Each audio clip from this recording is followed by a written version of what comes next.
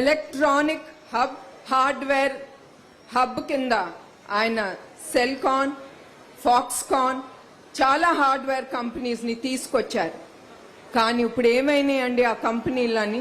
ఒకటో రెండో మిగిలినవి. కానీ ఈ గవర్నమెంట్ చేసే హింసలు భరించలేక వాళ్ళు ఇతర స్టేట్స్కి వెళ్ళిపోయారు.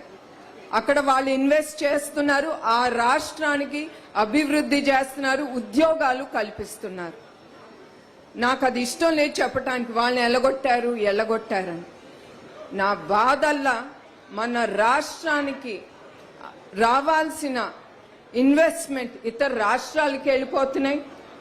మన ఆంధ్రప్రదేశ్ భవిష్యత్తుకి రావాల్సిన ఉద్యోగాలన్నీ ఇతర రాష్ట్రాలుకి వెళ్ళిపోతున్నాయి అనేదే నా బాధ.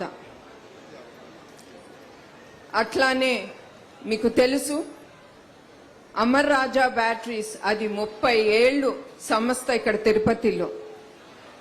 వాళ్ళని కూడా చాలా ఇబ్బందులు పెట్టించారు. వాళ్ళు చివరికి ఏం చేశారండి?